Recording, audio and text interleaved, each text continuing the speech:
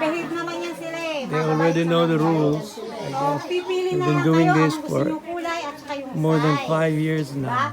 Yung kasya sa inyo. Oo, yung kasya sa inyo. Muna natin yung maliliit. Yung maliliit na sinilas muna. Umpisa rin sa maliliit. So, bago yun, ay paalala ko sa inyo yung mga kwento na naparinggan. Napakinggan nyo na. Hindi ako marunong Tagalog. Napakinggan nyo kahapon, no? So, una, sa aking grupo, ang pinag-aralan natin ay ang alibughang anak. Diba? Ano yung natutunan natin sa kwentong iyon? Ang natutunan natin ay ang pagmamahal ng isang ama sa kanyang anak. Diba? So, ganun din si Lord sa atin. Diba? Kapag lumapit tayo sa Kanya, kahit anong kasalanan natin, basta tayo ay nagsisi, tayo'y mamahalin pa rin niya. Katulad namin, ng pagmamahal namin sa inyo, di ba? Patuloy kaming bumabalik at bumabalik dito dahil mahal namin kayo. Ayan. At sa grupo naman ni Ate Elay, ano yon Ate Elay? Ang natutunan namin sa pag-aralan namin kahapon ay yung kay David at kay Goliath. Ang natutunan natin dito ay kahit gaano man kalaki ang problema na dumaan sa atin ay dapat natin tandaan na nandyan si Jesus para sa atin. Nandyan si God na kasama natin sa kahit anong problema na pwede nating tawagin kung tayo manihirapan. Ang sunod naman ay si Ate April. Ay natutunan.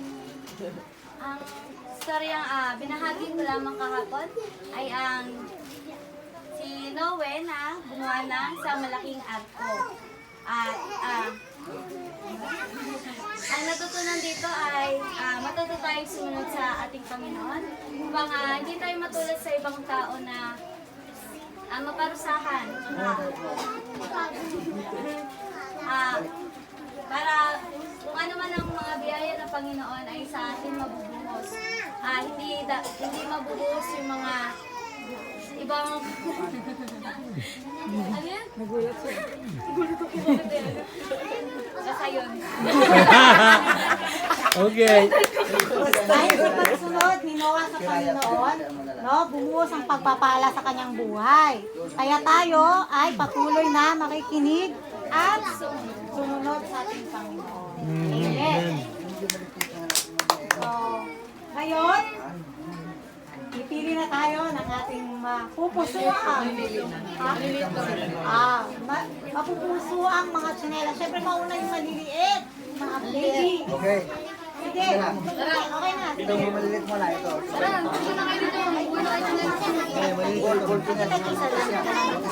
lang na. They will be picking according to the size. Isa lang maliit ha. Yeah. Oh, okay. Malalaki pa lang talaga. Di bale. Hanggang next year para pagbalik namin. Sobra. Masya! Yay! Masya!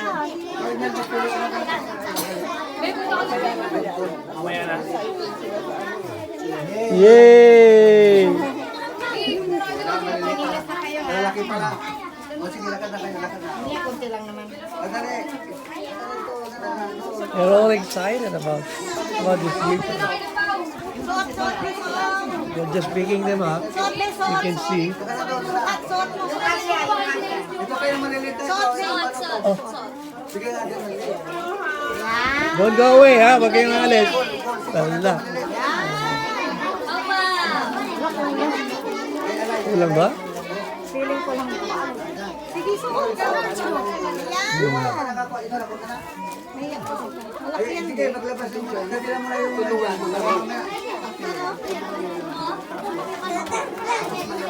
Eric, okay na Eric. Okay, dito. Sige, dito. Wala. Oh, look at them. They're all, yeah, gusto nila yung malaki. Ito, mga dito, maliliit to. Suot, suot. Oo, malaki. O, mga nanay na, mga nanay na. Sandali lang. Sabi pa man. Mga nanay na, mga nanay na. Suot, Ibe. Suot, suot. Suot, suot. Sabi, parents now are getting their own slippers.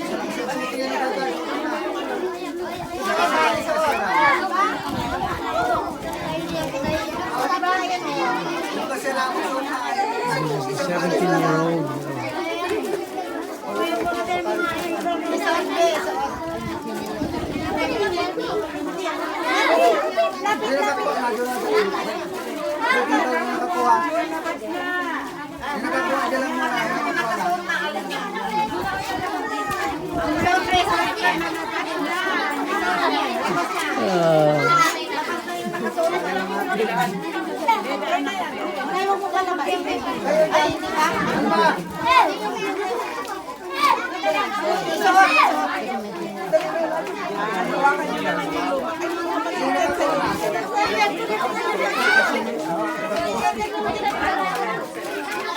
Wow.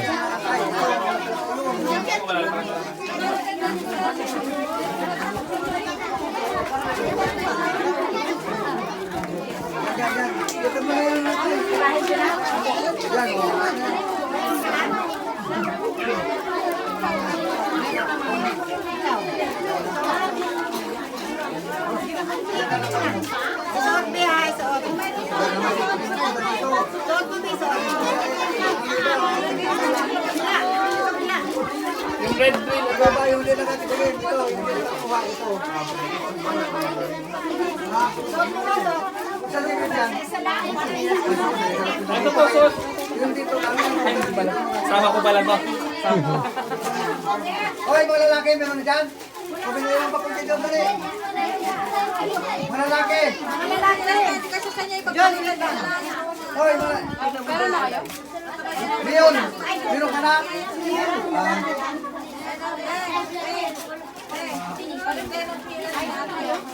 Baka umalis na sila. Huwag umalis eh.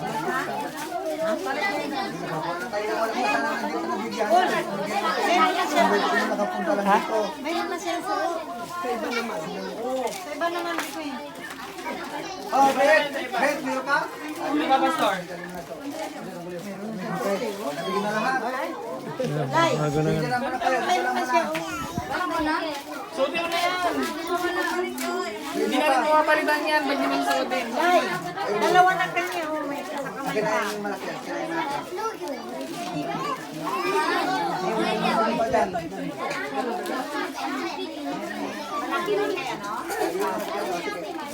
There are the new slippers. Oh. Isuot mo, be. Isuot mo, be. Ito siya, wala pa oh. Ito siya, wala pa. Mayroon na. Hawak-hawak na. Meron na po. Meron na? Mayroon na yun. Okay, nabigyan na lahat. Oh.